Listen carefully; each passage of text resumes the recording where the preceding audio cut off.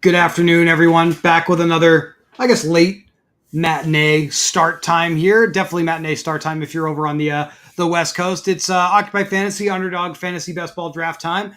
I am your host today, Chris, one of your NFL writers here at Occupy Fantasy, and today I'm going to be joined by Derek. Derek is our social media manager, Discord community manager for Occupy, and we love obviously getting Derek in front of the camera to talk about a little bit of football, really any sports though. Derek is just as obsessed with all these different things as the rest of us. Derek, how are you doing? I'm pretty good, Chris. Just telling you, there's a lot of baseball on today that I'm trying to track, but it's never a bad time to get into some best ball drafts. So I'm excited to be back on here with you. It's been a little bit. I was with Chuck, I think a little over a week ago, and Mhm. um, we ripped off that. I think it was the $35 single entry. I don't know. Did you get in on that? I did, yes. I drafted one offline. You guys did a great stream that day. Really, really awesome contest. Underdog just dropping new things all the Mhm. time. We're going to be drafting Ball Mania 5 on this show, but there is another low dollar entry fee, 150 max contest. I believe the Puppy 2 Mhm. dropped within the last couple of days, so that is available. There's still the $101 three entry max Dalmatian contest, which is very good. The big dog for you high rollers, which I believe is in the four figures for an entry fee, and new single entry three max contest pretty much like every other day, it feels like right now, Derek. It's pretty crazy. But what I have Yeah. on the screen right now for everybody to take a look at is actually the ADP tracker we've got on occupyfantasy.com.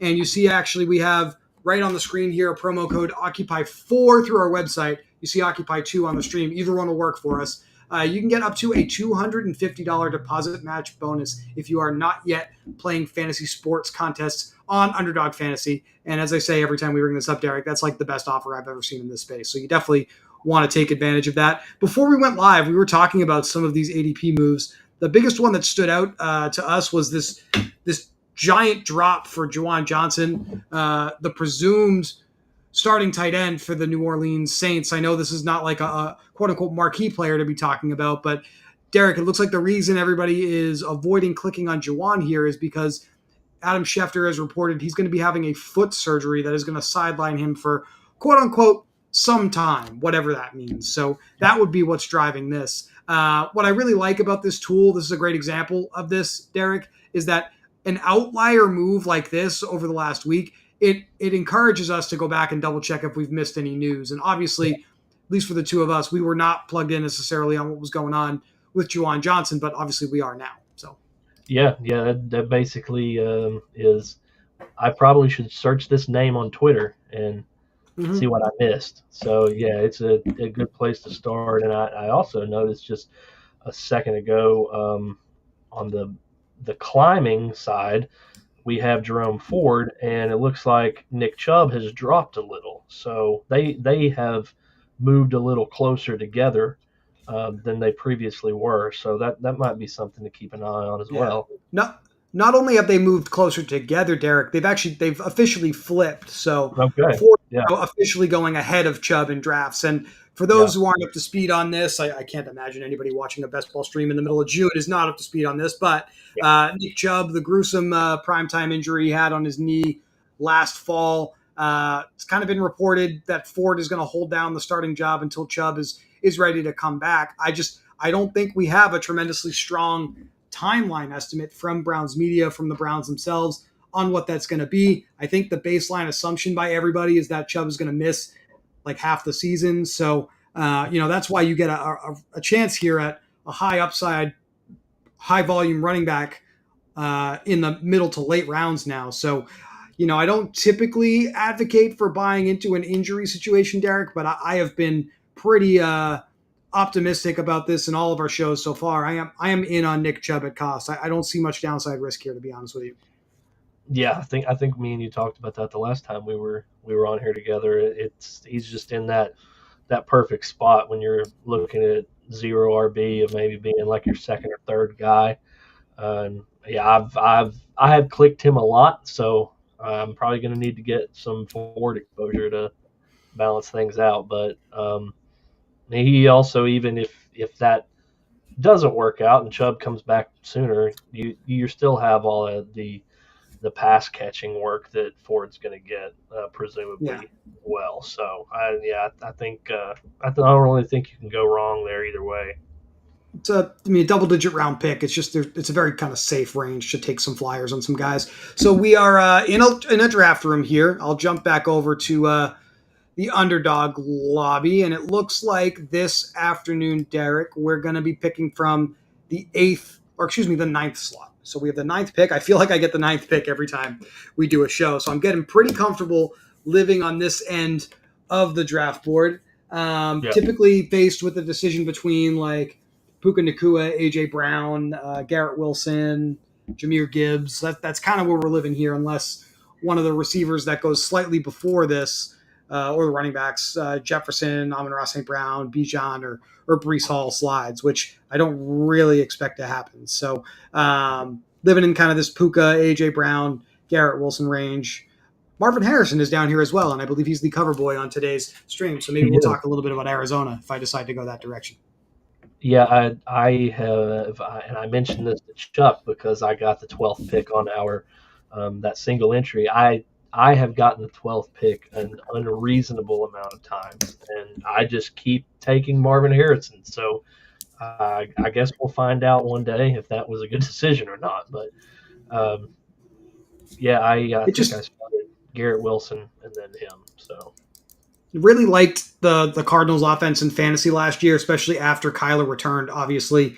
And it isn't really that expensive to get Marvin Harrison with Kyler, or even Trey McBride, who should be the other, even though he's just a tight end, should be the other high upside, high volume passing target in that offense. So pretty much a chalk start to the first round here. And I haven't had a tremendous. I've gotten the number one pick a few times. I don't believe I've only done probably about 15 to 20 drafts total. I don't usually pick up my volume until July and August. I don't think I've yet had a chance to actually pick CD Lamb because I've either gotten like number one or like number four, or on all these shows the number nine pick. So I yeah, really do want to get some CD Lamb, but believe it or not, in my rankings, I still have, I think, Tyreek Hill ahead on paper, and I feel pretty good about selecting Tyreek as the dominant force in that Miami offense again this year. yeah, absolutely.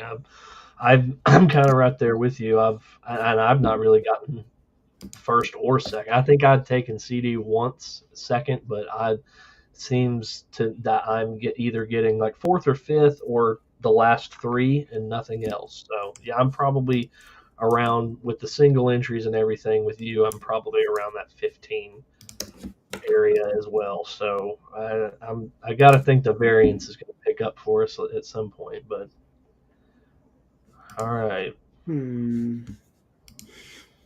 is it? I guess AJ Brown's still there, right?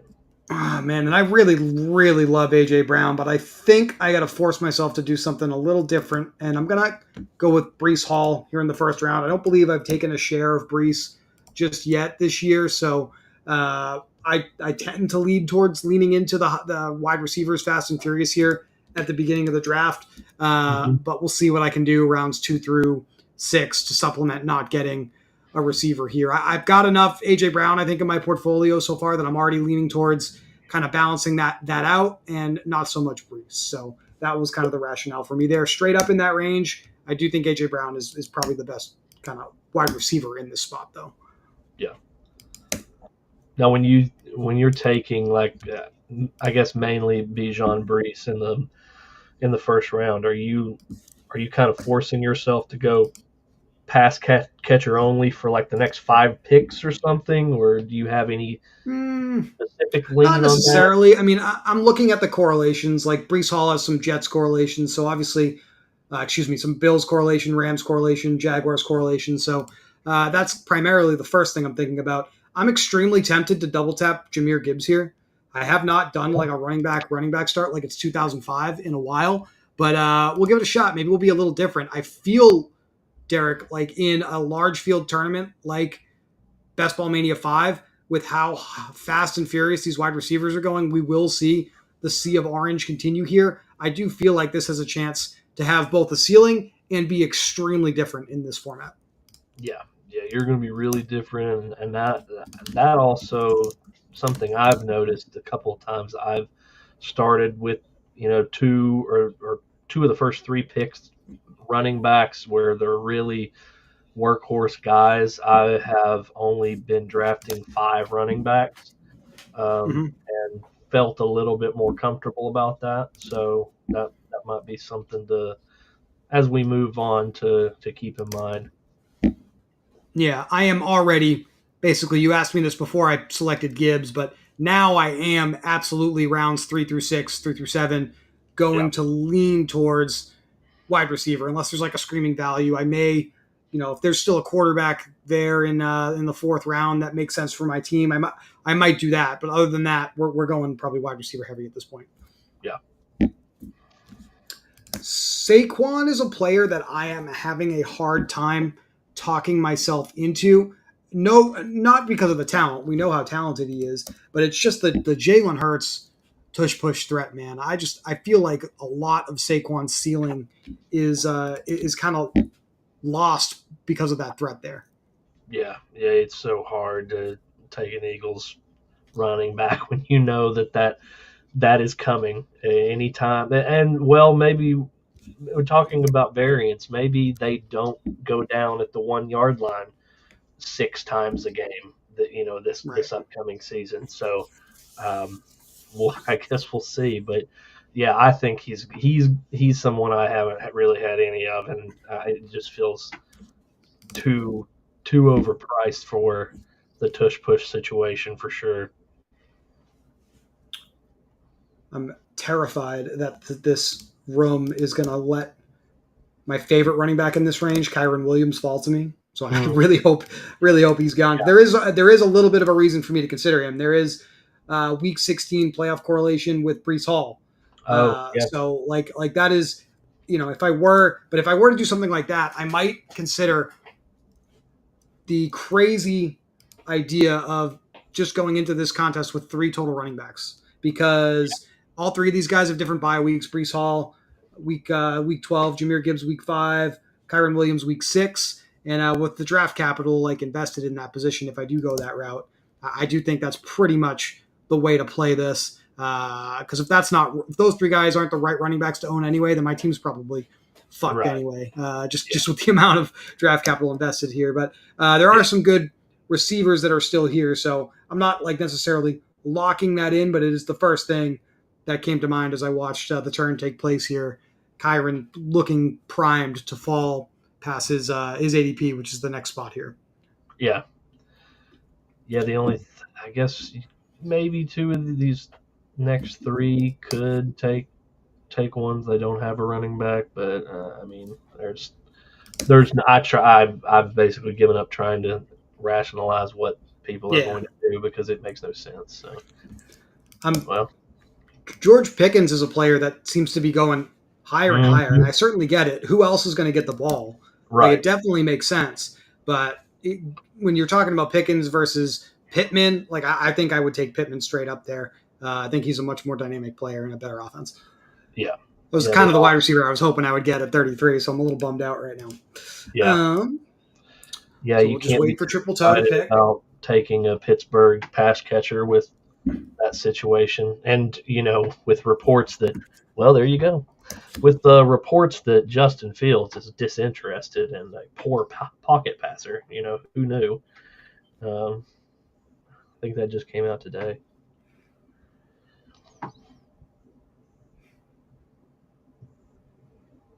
Man, calling my bluff on the stream. Let's get weird, Derek. Let's do it. Let's go All right. Kyron Williams. We went with three running backs. It's straight up like 1997. This is how you would draft a fantasy team way back in the day. Running backs, best players ever.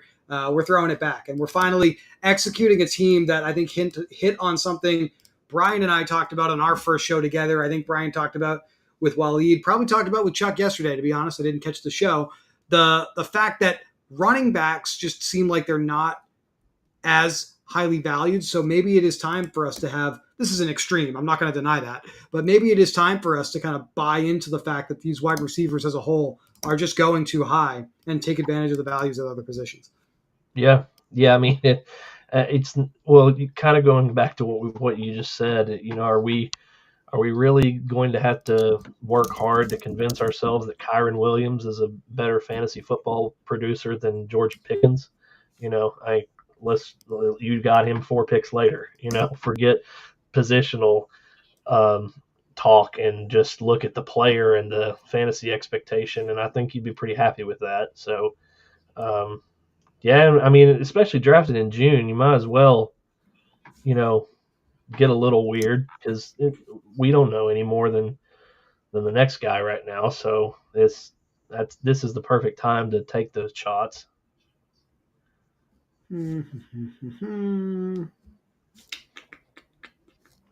I mean, what about Derrick Henry? Oh, yeah, he went. I was gonna say, why I mean, not? I'm we're good at it with elite running backs. Let's chill out at this point. I'm officially drawing the line. I am going to take Lamar Jackson though.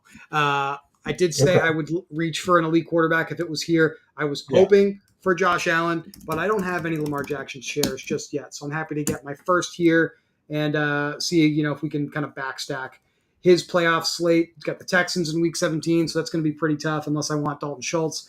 I got the Steelers in Week 16 and the Giants in Week 15, but we're far off the rails trying to do something a little funky with this team, so might as well go for basically, I guess what I'm setting myself up for as some of the elite tight ends come off the board, being strong at quarterback, at running back, potentially at tight end if I reach a little early there, and just kind of I guess going heavy wide receiver on this roster to try to maybe fill that with like 9 or 10 guys that'll Yeah. pop and fill my 3 spots, every week. That's kind of the overarching, I guess, thesis of this draft that I'm going with here today.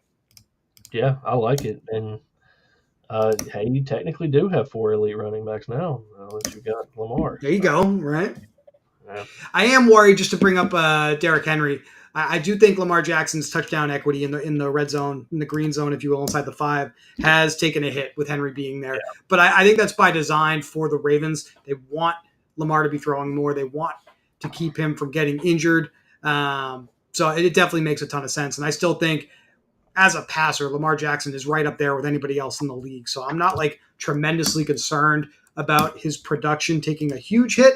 We just have to understand that the touchdowns aren't necessarily going to be there this year. right. Yeah, and everybody kind of looked at the first year last year of maybe they were going to have a huge climb in passing, but really the second year might be more likely that they start to find their footing and get a little bit more comfortable in that the new scheme. Um, I'm just glad that it's not with the Georgia Bulldogs anymore. It's a little bit of a pipe dream that Mark Andrews will follow me here at 57. That's what I would like Yeah, to that have would be happen. great. But Yeah, I'll just start hammering wide receivers here. There's quite a few that I think still have top 10 upside if we're being generous, but like definitely top 24 wide receiver upside left. So yeah. definitely ways to kind of build this team out that we can feel good about for sure. How many teams have you done thus far, my friend? And what are some things you've noticed as you've been drafting that you weren't necessarily expecting? I'm probably altogether up about 13ish, I think, all across the mainly just the 3 maxes, the single entries, that sort of thing. Um, Mhm. I I don't know if this really should be a surprise, but it it I have seen less stacking, just quarterbacks and Okay. receivers in general. I just it looks like people are just taking them for no rhyme or reason, even even more than usual. And guys that like have surefire, like they've drafted Jamar Chase and they they are at ADP to take Joe Burrow and take someone else. Like it's like it makes no sense. But and maybe it's because I'm in. Um, a lot of these have been the lower dollar, like the 4, Yeah. uh, the 3, the 5s. But I don't know. I can't I can't really make sense of it because it's you think I mean we talk about a lot. We're in this bubble and we think Right. everybody is thinking the same way that we are, but you get in some of these draft rooms and you're like, I mean, maybe I'm not stacking enough. Like it seems like people are just not building what we would think are optimal lineups. But um, I, my gut reaction to something like that, Derek, is that that's good for us. That means we have more rooms that we can take advantage of at lower stakes. yeah, So that's what I would definitely encourage the majority of our viewers, if that fits your bankroll and your profile, to focus on. Some of the principles high volume players, successful high stakes players utilize definitely are applicable to those lower stakes. And if the field isn't as sharp, if you will, we've got a better chance of succeeding. Do have to make a pick here, and I think the player that I'm most interested in this spot is the best wide receiver on the board, yeah, Chris Godwin. I'm going to go with Godwin, Calvin Ridley, back to back here. Start to build out my wide receiver room that way. I thought Godwin was tremendously productive last year without the touchdowns. Only, I believe, one or two receiving touchdowns last year for Chris Godwin, so not very many. Expecting some regression there. And then Calvin Ridley, I think there was a lot of discourse on the Twitter machine over the past week about how Trevor Lawrence had the most drops from his wide receiver room last year. So he was kind of an underperforming quarterback, if you will. yeah, But Calvin Ridley, I don't even want to necessarily call them straight up drops. There were so many like looks for touchdowns that Ridley just, like, his foot was barely out of bounds, or he wasn't able to complete the catch to the ground. Like, this is a receiver too who's probably going to command a ton of volume from Will Levis in the Titans offense. That also probably has some of that positive regression that we can hope for working for him. So I'm very happy to get a player of Ridley's caliber in the fifth round. I don't typically take him as my highest drafted receiver pretty much ever. I want to be clear. This is a start that in general I don't advocate for, but under the circumstances, I'm pretty happy with getting these two guys as my first receivers with this particular start. yeah. I think Ridley's the exact guy you want after your start because you're basically getting a wide receiver one in the fifth round. There's not a lot of other options for that to be the case. So, um, well, there went Hopkins, but I think it'll be interesting to see how that shakes out. Right. Um, the what the production between Hopkins and Ridley shakes out as the season goes on. It might be one of those things in DFS we just play the lower priced guy for a while until it kind of manifests who's going to be the one. It'll be definitely interesting to see how they utilize them. I think they're both probably going to run, deeper routes, probably outside the numbers, and they'll use Tyler Boyd in the slot. That's what I'm Mm-hmm. expecting, but it'll be interesting to see in practice how it actually shakes out.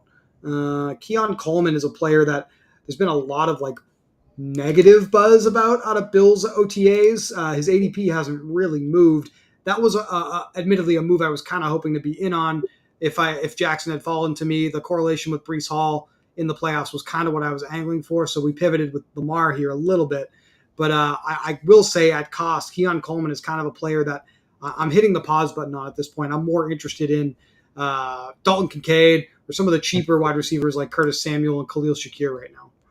Yeah, I think whenever you see something like that, you probably should be looking to go to the known commodities.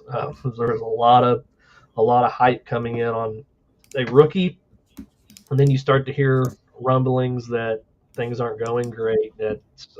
I think Shakir especially is just ridiculously undervalued right now. I mean, we had a couple weeks last year when he was the one, I believe, and he was fairly productive. So I don't think there's a complete guarantee that he's not going to have a huge year. Coleman definitely should command a pretty large red zone presence, I would think, but we'll see. Yeah, it's wide open in that Buffalo pass catcher room, if you will, wide receiver and tight end for all the targets vacated by Diggs, by Gabe Davis. So it's definitely going to be one of those fun training camp preseason storylines to track. And with Curtis Samuel going around pick 94, Shakir going around pick 108, those are some low risk shots you can take on upside, anchored to one of the best quarterbacks in football. So back to me here and looking at really the wide receivers, right? Like all the ones everybody wants are quote unquote gone. Right. Not not going to argue with um, having a chance though to get Cortland Sutton, who's my favorite in this spot. If we get slightly better production from Bo Nix than we're expecting, if Cortland Sutton actually continues to be a Denver Bronco, I know he's one of these guys that is hoping to be traded. I Mhm. just love that player. I think he's a tremendously talented guy and anchored to a tough quarterback situation, admittedly, but I'm happy to have shares of him, even if they're a little bit ahead of ADP here. I don't need the running backs. I'm not reaching for a tight end slightly ahead of value at this Yeah. point. I'm happy to reach at running back at receiver, excuse me, based off of how I started this roster. I've kind of lost tight end where they're after the huge went. They all went there in the fifth. Mhm. Is Jake Ferguson still on the board here? Ferguson is still here, so I am definitely thinking about it. Yeah, that Um, that was kind of where my head was at just by looking at things. But no, I will absolutely let you talk me into it at cost. Pick yeah, 86 ADP on okay, average. Pick 88 here. yeah, Week 7 bye week. Kind of a kind of a low percentage chance, to be honest with you, that I'm going to get Dak to fall to me. I think the CD owner will nab him, but Dak as a second yeah, quarterback behind Lamar Jackson would certainly not be the worst thing, and I could call it a day there, so to speak. But yeah, I've already set myself up for my backup quarterback with some cheap guys with Levis, Baker Mayfield, or Bo Nix. So I'm right. not really worried too much about that, even if it doesn't come to me. Yeah, that's what I was going to say. You've basically set yourself up perfectly for the other correlated quarterback to pair with Lamar. That's something else that I've noticed, and it goes back to quarterbacks. I've seen a lot of people taking back to back stud quarterbacks like early. I have actually been in a room that has a guy has went Lamar Mahomes. I think Allen Mahomes. Um, Mm-hmm. and I don't see how it's possible, but I want to say that somebody really just reached on Josh Allen and then got him in Lamar. What are your thoughts on that? I don't. I think it's too much draft equity in the position. These guys are going to give you like the 20 to 25 points on average, plus their ceiling game Mm. being like 30 plus, and it just feels like even if they both go off in the same week, you get two of your top like four picks tied up in that spot. In the regular season portion of the contest, feels like you're missing out on a high end running back, high end wide receiver that you might need. That said, it does lend itself to the possibility of some unique builds that Yeah. sneak into the playoffs if you're able to get there. So Mhm. I understand somewhat talking out of both sides of my mouth there, but so like it's definitely feels like it's suboptimal, but we're in this space now, I think, with best ball contests where there's so much research and analysis being put into quote unquote the correct way to build a roster that I do think there is a little bit of value in zigging while everyone is zagging and seeing if you can be just different enough and have a chance to be far more unique in those playoff weeks. Right. That's kind of what we were talking about yesterday in the staff chat with the whole optimizer type conversation with Yeah, yeah, definitely a hot button topic in this space right now. Some of the browser extensions and tools people can use to kind of help optimize their decision making. I definitely would be curious to see what one of those tools would say about what I did here. It probably absolutely hated it. yeah. Um, If it's but like a it Wahoo just grade, it's probably going to give you like a D minus. mhm. Afterwards, it's just based on what is not normal. The old Yahoo mock draft grades that are always Yes. wrong, right? Like that type of thing. Yeah, I hear you. Coming up Yep. here in the ninth round, and even though I did not go wide receiver heavy, roster through 10 rounds is shaping up to be pretty similar to one I usually have. About five receivers through the first 10 rounds is typically at least what I have. And Mhm. I Same. do have the opportunity to still get Bill's correlation with Brees Yeah, Hall in the playoff weeks with one yeah, of these receivers. So I am going to go ahead and just lock that in. Even without Josh Allen, I'm happy to get exposure to a player like Curtis Samuel, who we've seen for years across his different teams he's played for, the Carolina Panthers and the Washington Commanders, has the ability to earn like a gadget play touch or two out of the backfield, and obviously has pretty strong receiving chops as well. So I love having a player like that on my team. yeah. I was actually about to say, hey, this might be setting up great for you to take Shakir, but I didn't even realize Samuel was still there. So yeah, I think that worked out great. And then I think from a floor standpoint, I guess one of the things that's kind of interesting, Derek, in general, before I talk about the player, is I'm officially so different than everybody else. I'm the only one who went so running back heavy at the beginning that I'm really the only person that's kind of prioritizing wide receiver at this point. So a player that I'm absolutely over indexed on in my exposures is Jacoby Myers here with the Las Vegas Raiders. I think he's got a chance to have 20 to 25% of the targets in this offense from either Gardner Minshew or Aiden O'Connell. I have him projected to average roughly 12 fantasy points per game on average here in a half point format. And like at this ADP range, that's by far the best projection I have for anybody left. So I will not be surprised if just in general by the end of the draft season, Jacoby Myers is one of those players that is at the top of my exposures board, because if his ADP is just not going to move, I'm constantly going to click on him down here. Right. I think I'm pretty sure Chuck has said that is his overall like favorite receiver. That he's basically doing the exact same thing. It's real. It is hard not to click on him every time because he's just always there. Um, I mean, I'm not going to argue with anyone who's underwhelmed by this wide receiver room, Derek. This is 100% your store brand wide receiver room. This is like you know, your Mr. Pibb and like all that stuff, like the off brand like sodas and stuff, wide receivers of the NFL, but they're yeah, still pretty good, right? Like they yeah, can get the job done, and that is what we're looking for here. right. Yeah, no, I and like you said, I see a lot of the time, kind of with thinking backwards of what you said, that you're most of the time I find myself looking for, well, okay, I've got seven receivers now. It's time for me to start figuring out who I'm going to do, running back. And I see some of these names, some of these receivers that you're probably going to be taking in the next couple of rounds. And I'm like, dang, I would like to take him here, but I don't need him as my wide Right, receiver nine. So, right. yeah, it's uncomfortable at the beginning, but then when you get down here, you're like, hey, this actually doesn't feel that bad. So, Yeah, um, I'm happy living here. I think I will probably take at least one more running back. I think just to go back to the point that we were making at the top of the show, the Cleveland running backs kind of meeting and crossing each other in ADP. If at the turn here I have an opportunity to put Nick Chubb on this roster, I might do that. yeah, Uh, but we'll see how that shakes out. Dak owner getting Brandon Cooks and CD Lamb. I really love that for K Bruins 88 here. I don't know how many mhm, people are necessarily doing that on purpose, but it's really easy to stack Dallas teammates with CD Lamb if you do get it. So it's obviously extremely advisable.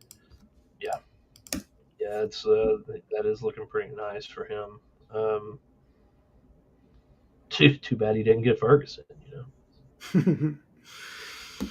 Ferguson is going to be the guy you need in the playoff weeks, and that's why we're happy to have him on our roster That's for right. sure. He'll have Um, another touchdown game.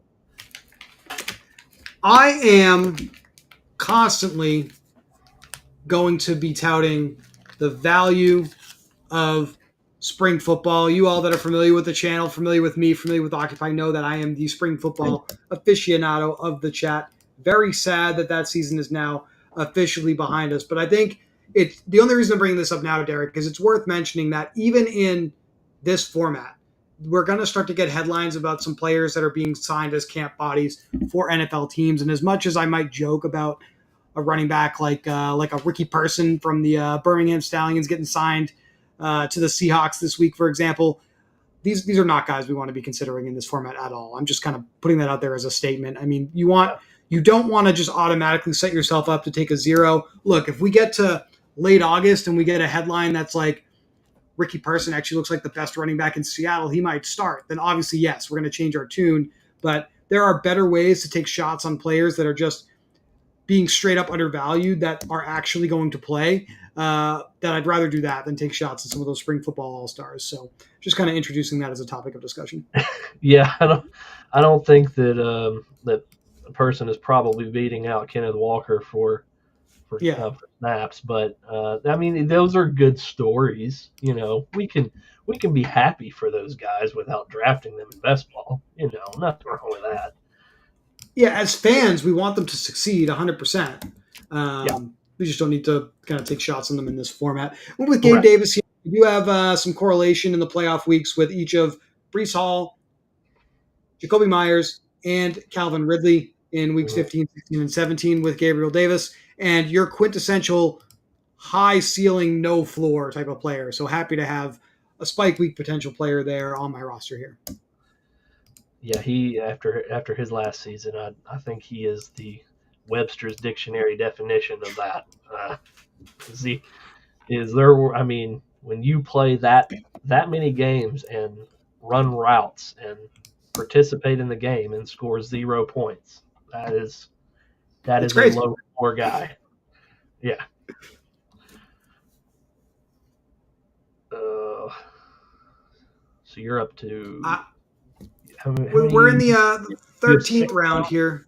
We have You have six 6. receivers, and I'll just look. Once again, I'll put my money where my mouth is. I'm happy to Yeah. enter the season with heavy Nick Chubb bags. This was a first round pick last year, and even if I Right. only get a couple of regular season weeks out of him, playoff exposure to Nick Chubb, I'm happy to get a ton of him in my portfolio and try to sneak rosters with Nick Chubb on it into those playoff weeks because he's absolutely like a 20, 25, 30 touch kind of volume guy at the position that can absolutely break weeks, break slates in fantasy, and that's why we want him. Right. So Yeah, just hoping that he gets healthy sooner than later. I was that the same knee that he tore against I it's an in excellent question. college.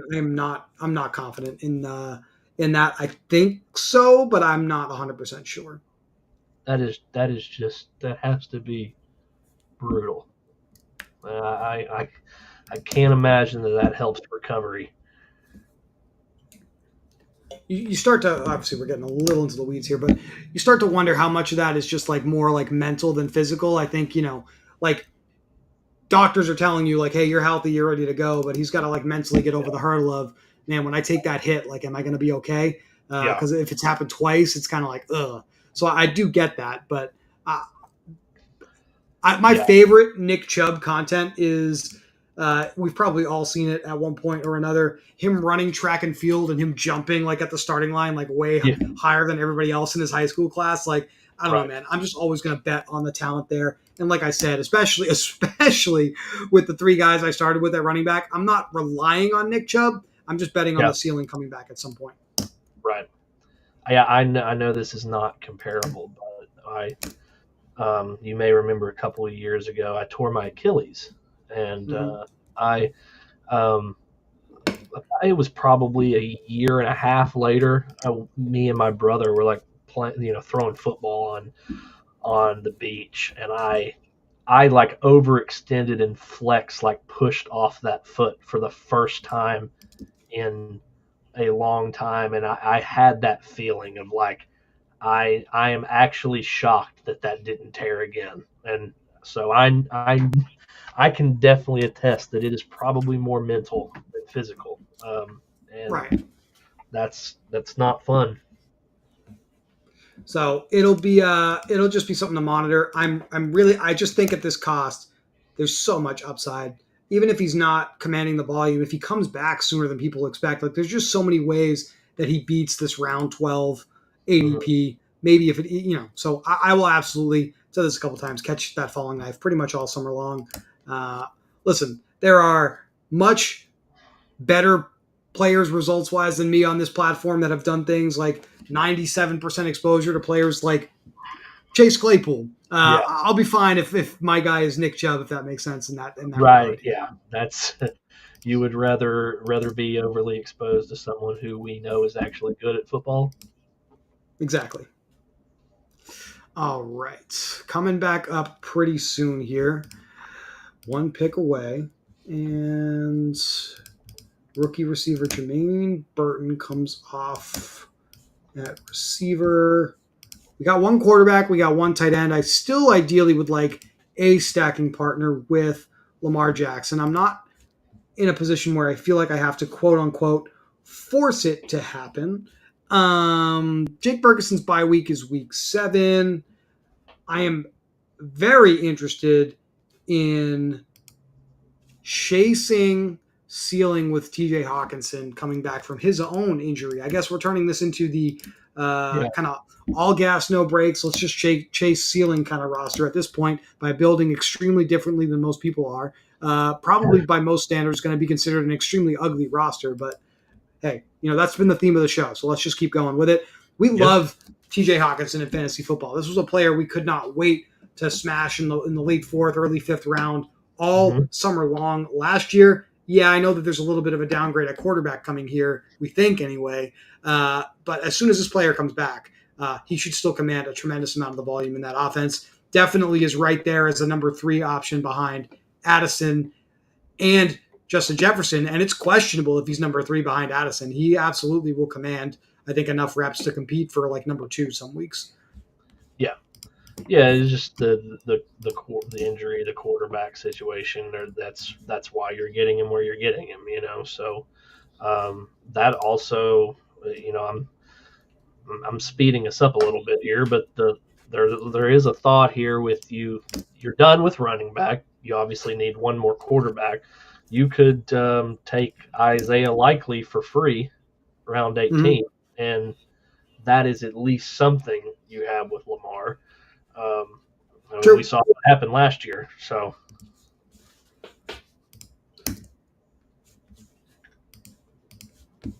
Roman Wilson is like a forgotten player. No one's really talking about. I'm not super into like reaching for any of these receivers, so I'm going to go with I think the quote unquote safest quarterback here. I like Baker Mayfield, pairing him with Chris Godwin as my backup quarterback to Lamar Jackson. Yeah, that's really nice. And I did think about non-traditional kind of Aaron Rodgers, Brees Hall stack. There's still like rookie Malachi Corley here. There's still Tyler Conklin at tight end, but I'm a little bit more into the way I chose to go here instead. Here, that's all. Yeah, I don't think there's anything wrong with that. How much further is Levis going after Baker? Pick 179, so we're looking middle of the, or I guess the very end of the 15th round is his ADP right now. Okay. So yeah, you're not giving up that much anyway. I don't know as much about Roman Wilson. I know as much about Roman Wilson as the next guy, to be completely honest with you.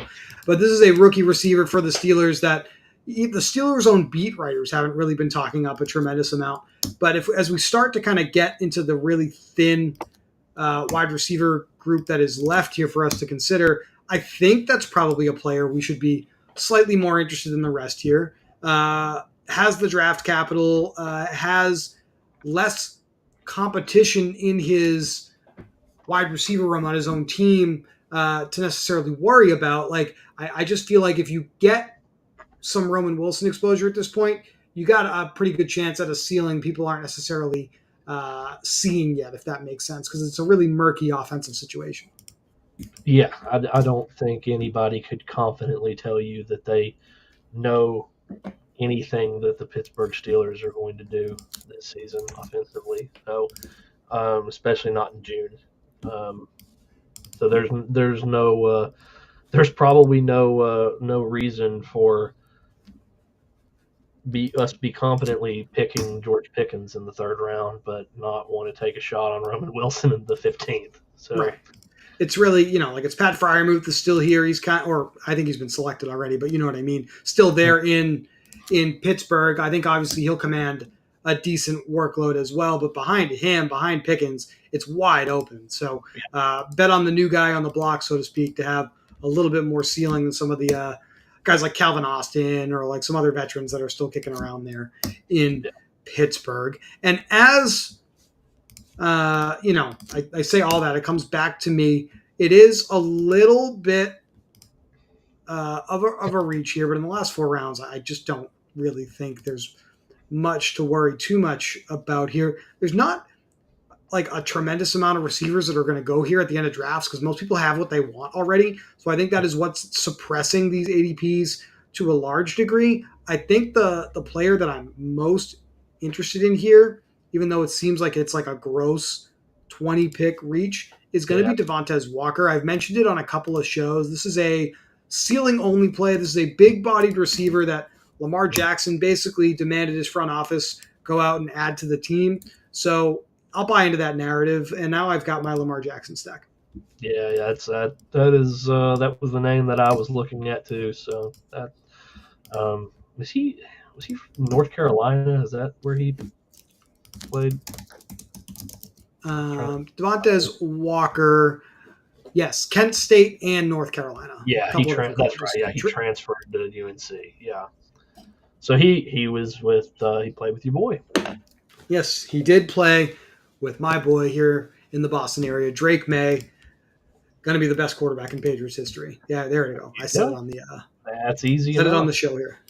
I, Doesn't have a tremendously talented quarterback to pass or anything like that, right? No, no, in all seriousness, every time we've all been there, I think, as fans. Every time you get a rookie quarterback, new face on the block that's going to take over, it definitely creates a little bit of excitement. You're hoping you're going to see kind of a ceiling, a refresh of the team, and kind of renewed hope, if you will. So that's kind of yeah, where we are here, I would say, in New England. Expectations for year one are not like we're realistic, right? We're not expecting to be a playoff team or anything like that, but you just want to see a guy take a step and show that he can be someone that you can invest in and that you can build around. And that's really all we're looking for here out of mhm, Mr. Baker, out of Mr. May. Mr. Baker here is one of those receivers I'm hoping he's able to develop alongside. I think what I'm most excited about with the Patriots here, Derek, is you've got Drake May, you've got Jalen Polk, you've got Javon Baker kind of as a rookie class that can all gel and work together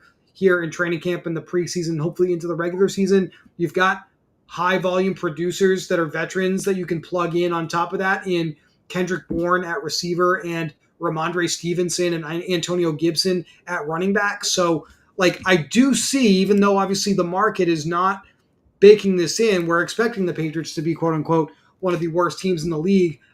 I think the offense has a chance to be productive, and I question whether or not the low win total is an indictment of the offense and just simply an acknowledgement of the fact that look, New England could be competitive on paper in games, but the reality is they still got to play Aaron Rodgers twice, Josh Allen mhm. twice, the Miami Dolphins twice, and they're still just not. They're basically blocked, right? Like they Yeah, don't really have the ability to come out of that division. But what we're hoping for is, hey, instead of just getting blown out every week, we get like really interesting like 35 to 31 games or something like yeah, that, right? That's kind of what I'm rooting for. yeah. They're you're wanting the Blake Bortles Jaguars teams. That's Pretty what you're much looking for. like really really really good for fantasy, and hey, maybe Yeah, we'll make it to the AFC Championship game and lose, right? That's what Blake Bortles did. So yeah, yeah. anywho, Well, that's enough Patriots talk for a Wednesday afternoon. if you were wondering, Jorge Soler just hit a grand slam. Oh, I wasn't wondering. I know you were because that's really unfortunate for your Chicago Cubs. Hmm. As we well, it's still holding on to a 1-run lead, so let's see how that goes for you. Yastrzemski just popped out. So anyway, as a Chicago sports fan, as Rashawn Johnson comes off the board here, talk to me about as a fan now, like the general sentiment around all these new players on the Bears offense. I don't believe I've had the pleasure of discussing this with you directly. How are you feeling about the new look Chicago Bears? I mean, it's hard to not be excited with the doesn't even feel like the same team. I think probably the biggest. I don't even know if this is a hot take, but um, I would be more so if you told me I had to take Caleb Williams and stack him with someone. I would probably at ADP. I would be looking for to take Odunze over Keenan Allen, just to where they're going right now. Uh, Okay. no other reason, but I I don't know about. I'm interested to see what Caleb Williams rushing upside ends up being, because I don't. I mean, you just never know. And uh, will they will they try to limit that? Well, after looking at what Anthony Richardson did last year, it was great until it wasn't when he Mhm. repeatedly tried to take his own life on the field, and then he was out for the season. So. Uh, not saying specifically that is the only reason, but there are reasons to believe that it's not necessarily smart to have your franchise quarterback, you know, diving for 6 yard scrambles um, in his rookie season. So, but yeah, I think it's going to be an exciting offense that we're definitely going to be playing a lot um, early on in DFS for the upside. I think, but um, and that's another division that uh, just with the AFC East that we were talking about. That's another division that should be nothing but shootouts. So Mhm. there's a lot of exciting offenses in that division. We should have a lot of good game stacks there in those later weeks. I'm just kind of chasing ceiling at receiver here, guys that I think have some asymmetric upside if things break their way. I think Bo Mhm. Melton's a player on the Packers who absolutely is somewhat blocked, but we saw him flourish late in the season with Jordan Love. If there's any kind of reordering of the pecking order there, a young player like Bo Melton definitely, I think, has access to a ceiling. I was kind of weighing Bo Melton versus Tyler Boyd, who just came off. But Mhm. with Ridley already on my team, I'm kind of betting on Ridley being the guy you want in Tennessee. So I was okay with going Bo Melton there. Yeah, yeah. There is so. I mean, we even saw it last year when Um, it was just musical chairs from Green Bay receivers of who was just going to randomly be the one that each game. So yeah, I think that's something good to target with. I guess Wicks is probably not going much Yes, earlier, is I he? think Wicks is Wicks went already in this draft. Let's see where he went. I missed it. Pick 126. He goes in the 11th round, actually. So Okay. Wicks definitely, like, I think the field is kind of assuming Wicks definitely in there on the starting unit with Christian Watson, Romeo Dobbs, over a player like Bo Melton. But I would say Melton, Christian Watson, obviously, as well, is like right there. It's just extremely deep. Jaden Reed, all these guys in Green Bay. So I understand why Bo Melton is quote unquote the forgotten guy. But we saw him kind of break through, make some plays, and look, things happen. There could be injuries throughout the rest of the spring and summer. We don't want them to happen. But I built a roster here just to kind of sum it up and tie a bow around it, where I need to chase the ceiling at this position more so than at running back. We're typically talking about Derek chasing, J.K. Dobbins, Clyde Edwards-Helaire, Dante Foreman, these running backs down here for the same reasons. But Yeah. the thesis of this team was not built on that. The thesis of this team was built on, hey, look, I went three running backs in a row. So let's just kind of hammer receivers throughout the rest of the draft and hope I can find kind of three guys that can score every week and fill my wide receiver spots. I'm betting on, as the team comes off, I'll go back to it. I'm betting on these running backs being my starters and probably competing for a flex most weeks. And I Hmm. still think I built in some floor at receiver with these top five guys here: Ridley, Godwin, Sutton, Samuel, Myers. Talked about this as, your store brand Coke, if you will, kind of wide receiver room, but I still feel like it's a pretty good one. And I think it's interesting. It's a different kind of build. I don't typically build rosters that have 10 receivers, but I think something I'm trying to force myself to do in Best Ball Mania as I draft out, all of my rosters in this contest is just try to do things differently than I have in the past and see if we can find more success this season. Yeah. Yeah, and you've got the last 4 or 5 guys. I mean, even if they are MIA for most of the game, any of those guys could catch a 60-yard touchdown, and Yep. then they're your flex for the week. So, uh, yeah, I think it's kind of it also kind of keeps you sharp and um, gives you a little bit more entertainment value in these Yeah. early season drafts of just let's just try something outside the box, and hopefully one of those thoughts hits. So before we get out of here, there are obviously some other contests. The Pug but Superflex is a $12 3 entry max. It's extremely, extremely close to filling. You might be able to get 3 in if you hop into them right now if you're watching the show. We've got the Eliminator, which I think Chuck wants to talk about at some point. The Marathon, which is the regular cumulative scoring weeks 1 through 17. We will absolutely be talking about some of these different things. But the Puppy, 150 max, $5 to enter. Believe we're looking at a $100,000 to first place here in this 150 max contest.